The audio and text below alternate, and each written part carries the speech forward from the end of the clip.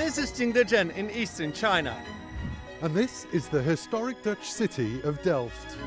This fabled place for centuries was a beating heart of both China's and the world's porcelain industry.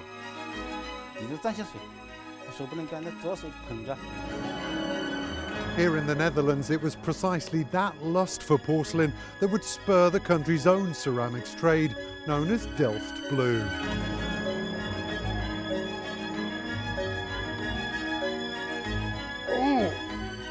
Oh, you need muscles to do this. Yeah, you can see. Yeah.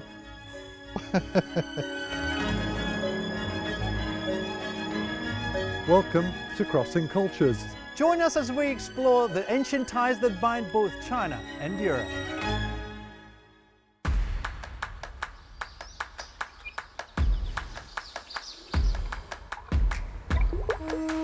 Mention Jingdezhen in China and people immediately think of porcelain, in particular Qinghuaci, the famous blue and white kind.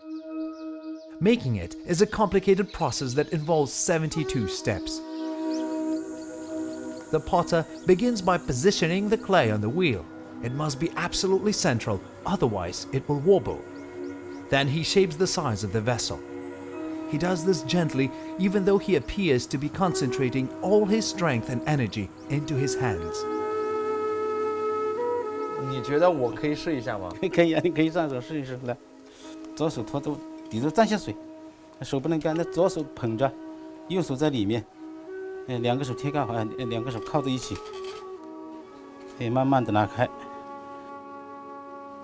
好。And here we've got the bowl. Once the basic shape is achieved, the next craftsman takes over. This step is called trimming and involves removing any excess clay.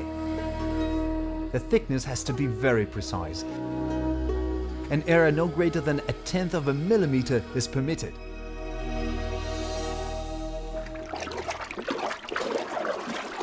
When it comes to glazing, the vessel is immersed quite slowly, although it's removed surprisingly quickly. The speed is dictated by the object's shape.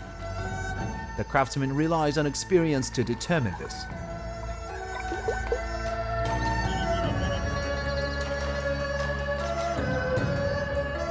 A distinctive feature of blue and white porcelain is its elegant underglaze. The design incorporates some of the traditional Chinese ink and wash painting techniques, such as fading and tapering.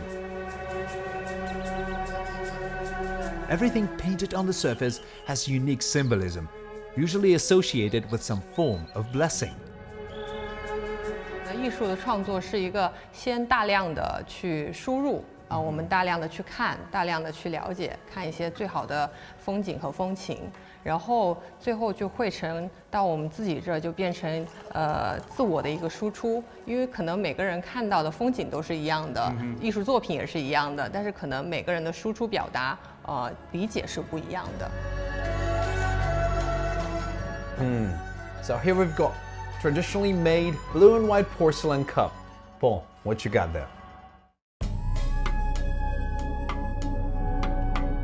For around 400 years, the Dutch city of Delft has been doing wondrous things with clay.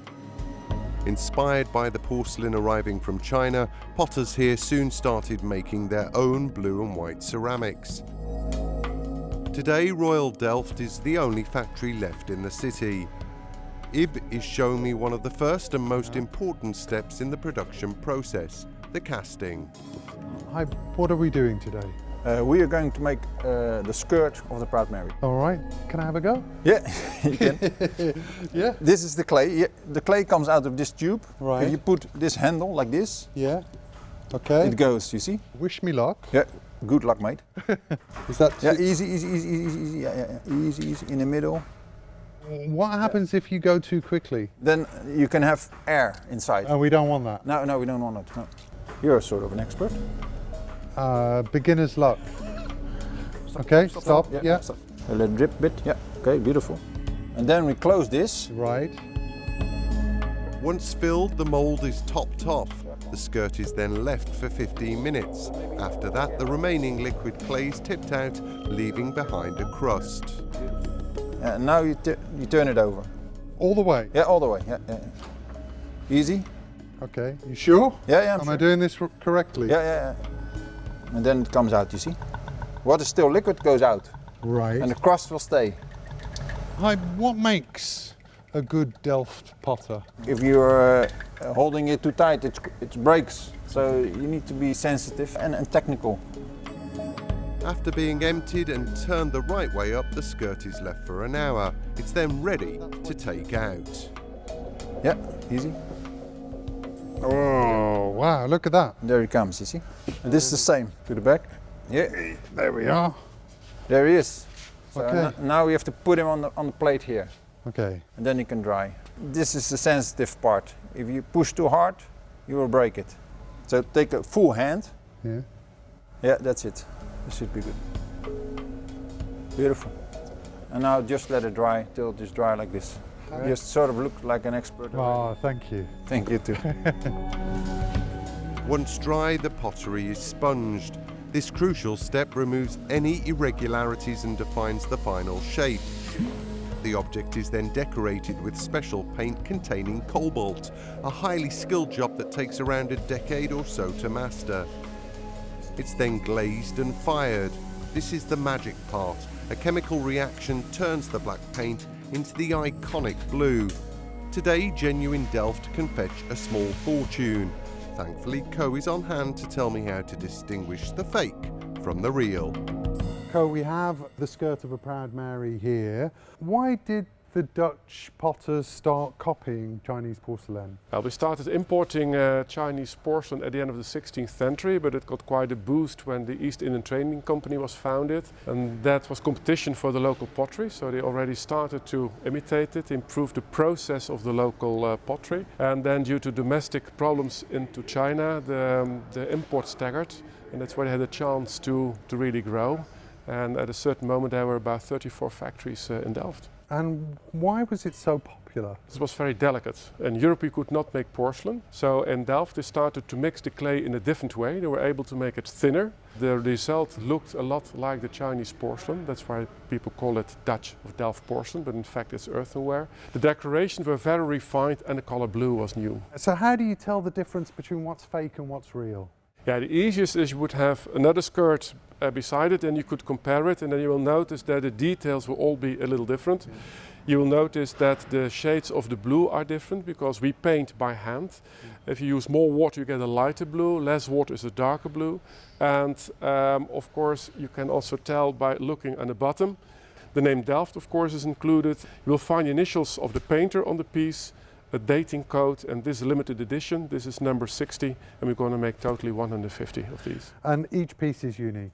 Each piece is unique. There are never two which are identical. Okay, and if somebody uses that trademark, what will happen? Then we take legal steps. Okay, may I? Yes, of course. Don't drop it. Okay, no, it's absolutely tremendous. Thank it's you. Absolutely beautiful. Thank you. No, thank you. You're welcome.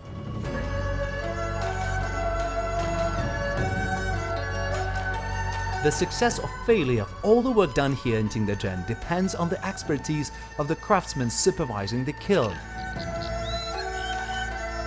Years of experience guide them so that they add the wood at just the right time and in the right quantities. They do this day and night non-stop for several days. Since the heat inside the kiln isn't dispersed evenly, different types of pottery are put in different places inside, according to the amount of heat they require. For example, blue and white porcelain needs the hottest place, closest to the kiln's door. 可以观察一下这两个眼睛，通过这两个眼睛，它可以传导热度，通过颜色的变化，我们可以看得出来前面的这个温度达到一个什么状态。To achieve the best, most glossy effect, pine wood is burned in the kiln. The reason is that at a temperature of 1,300 degrees, it emits oil. When it comes into contact with the glaze on a vessel, the pine oil creates a rich, lustrous, polished-looking surface. It took 7 days and the maximum temperature of 1,280 degrees, and we've got this lovely traditionally made blue and white porcelain vase. And this is a goodbye from me here from Jingdezhen. Thanks, Igor. Well, I have a genuine Delft teacup and a Finnish Proud Mary, and you can understand why they're so proud of it. Anyway, as you probably guessed, that's it for this edition of Crossing Cultures. Until the next time, thanks for watching.